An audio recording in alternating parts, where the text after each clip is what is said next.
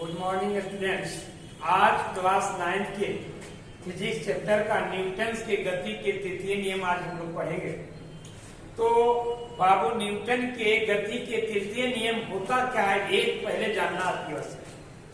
तो न्यूटन के गति के तृतीय नियम ये कहता है कि अगर हम किसी वस्तु पे जितना बल लगाएंगे उस वस्तु के द्वारा हमारे ऊपर उतना ही बल लगाएंगे। यानी इसके अनुसार हम लोग कह सकते हैं कि क्रिया के बराबर विपरीत प्रतिक्रियाएं होती है।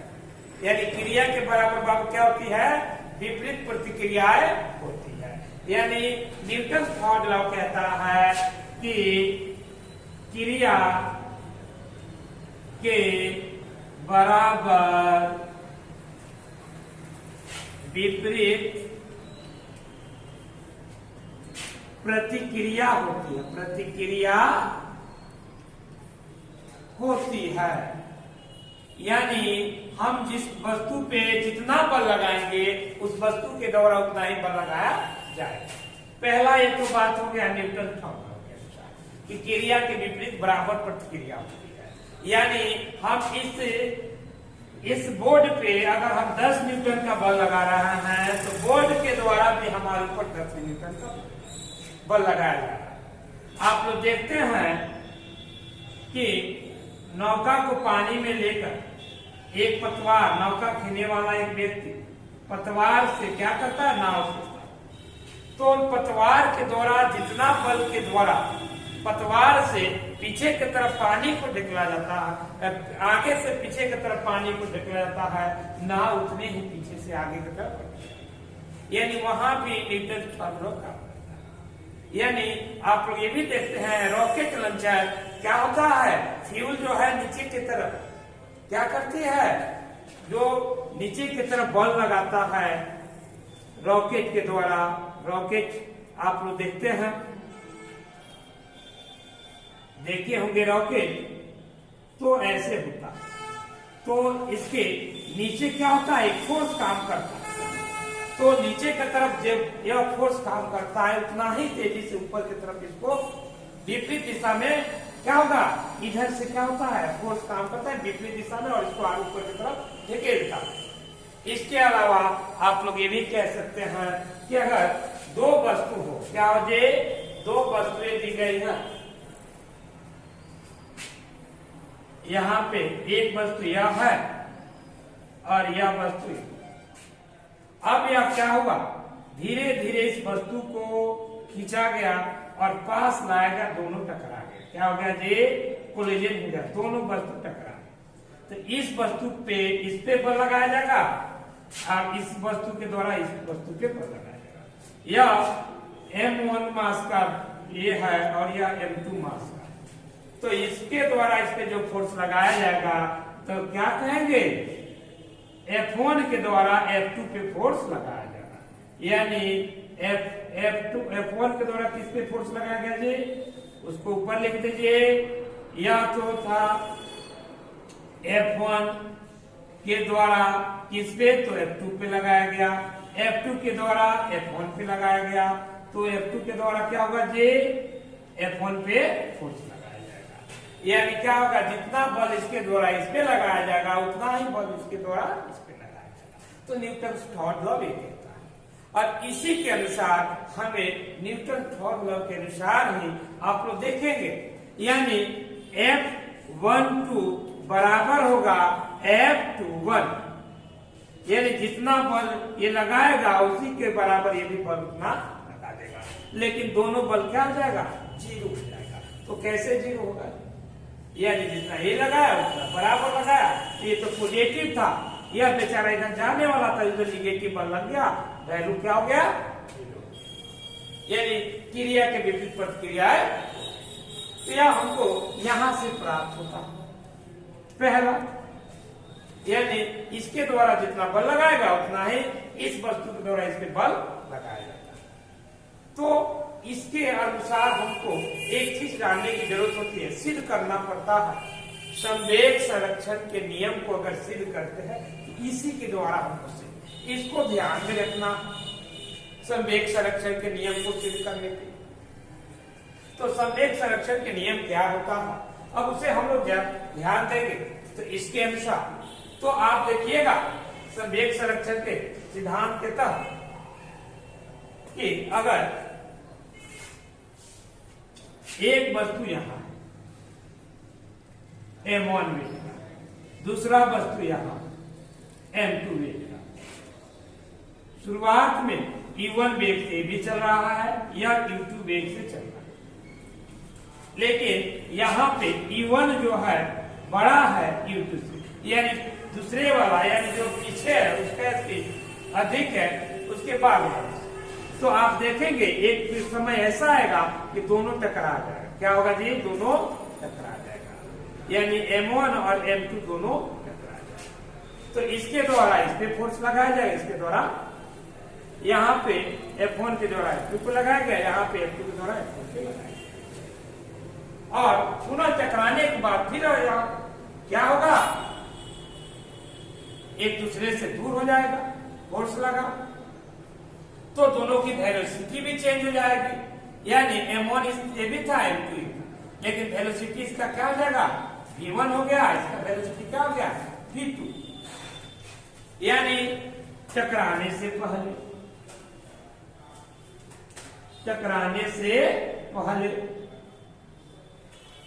पहले की स्थिति,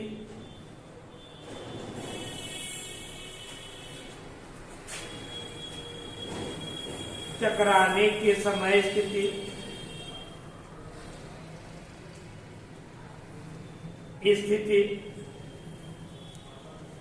और टकराने के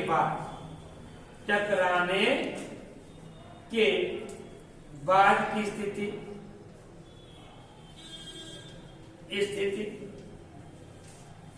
यानी ध्यान से देखें, टकराने से पहले की स्थिति, टकराने के समय स्थिति और टकराने के बाद की स्थिति। पहले इन दोनों का वेग अलग अलग था, इसका v1 था, इस v2 v1 वेग अधिक था, यानी पहले वाला का वेग अधिक था, बाद वाले दोनों टकराया तो या इस पे फोर्स लगाया या इस पे फोर्स लगाया, और यहाँ पे क्या हुआ? दोनों टकरा गया, वेलोसिटी भी चेंज हो, तो यह स्थिति होती है। अब यहाँ पे क्या होगा? तो यह इस पे लगाएगा और इसके द्वारा इस पे फोर्स लगाया जाएगा, यानी आप लोग जानते हैं कि F1 क्या होगा?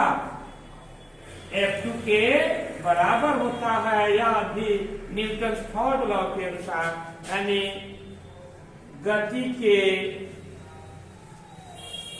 तृतीय नियम के अनुसार, तृतीय नियम के अनुसार हमें क्या प्राप्त हुआ था जी? F1 और F2 क्या होता है? बराबर होता है, यानी पहले वाला वस्तु जितना इस पे फोर्स लगाएगा उतना ही फोर्स इस पे लगाया जाएगा। और यह F1 है, यानी क्या होगा? संवेग में परिवर्तन के दर को ही बल कहा जाता है, यानी फोर्स कहा जाता है। न्यूटन सेकेंड लॉ से हम लोगों ने पढ़ा था नहीं जी? तो इस बार इसको अब हम लोग थोड़ा सा इसी को हम लोग यहां सल करेंगे, ठीक? देखेंगे क्या मिला है जी? F1 -2, यानी इस पे F1 बल लगाया गया, इस पे F2 बल लगाया गया। तो F1 क्या है? तो अब बल क्या होता है? संवेग में परिवर्तन का दर, यानी delta P by delta T equal to minus delta P1 कहिए। इसके द्वारा इस पे जो संवेग होगा वो P1 हो जाएगा, इस पे जो संवेग होगा वो क्या हो गया? P2 हो गया। तो P2 बाई डेल्टा T। आप ध्यान से देखेंगे संवेग में परिवर्तन का दर क्या होता है? तो क्या होगा? अंतिम संवेग माइनस प्रारंभिक संवेग। तो अंतिम संवेग इसका क्या होगा जी? तो फर्स्ट वाला का देखेंगे तो संवेग में परिवर्तन का दर m1 था, ये भी m1 है।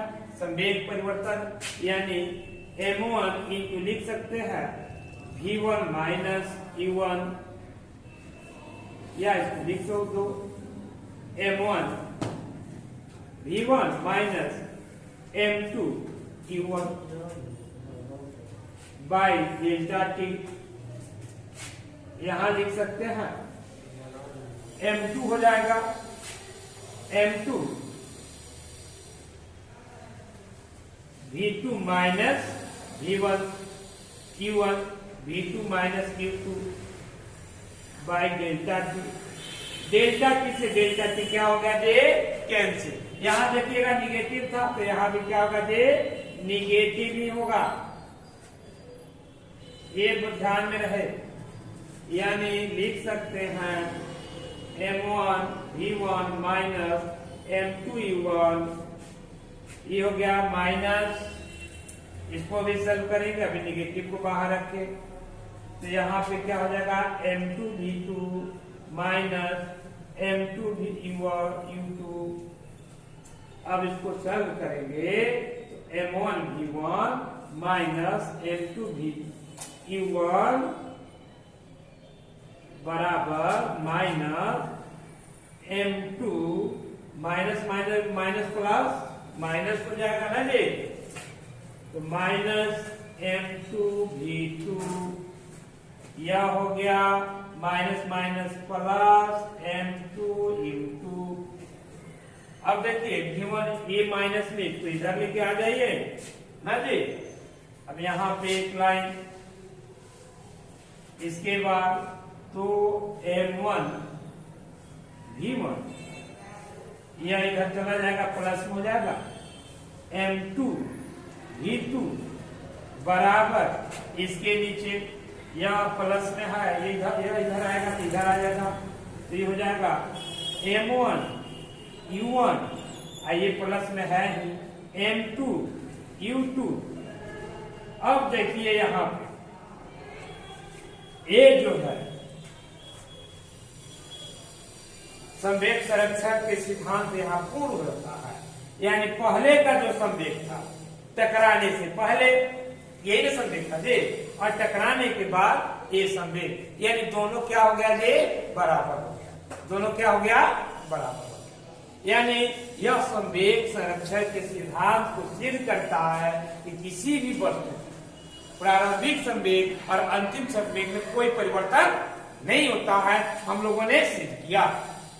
ऐसे करके यह न्यूटन थर्ड लॉ के द्वारा सिद्ध होता है। तो आज बाबू हम लोग संवेग में परिवर्तन को भी साबित कर चुके, यानी प्रारंभिक संवेग जो वस्तु का अंतिम संवेग की प्रतिक्रिया है दोनों का, वह प्रारंभिक संवेग की प्रतिक्रिया के क्या है जी बराबर है कि नहीं है, देख भी लिए। ऐसे करके बताते हैं। आज के लिए बाबू इतना ही, और आप लोग वीडियो को सब्सक्राइब और लाइक करें और इसे सही तरीके से देखें, वीडियो को पुश कर करके देखिए, 2 बार 3 बार देखे समझें। इससे हम लोग का क्या होगा, न्यूटन की गति के थर्ड लॉ के साथ साथ संवेग संरक्षण के सिद्धांत को भी सिद्ध करेंगे। यानी इसके अनुसार क्या हुआ जी, संवेग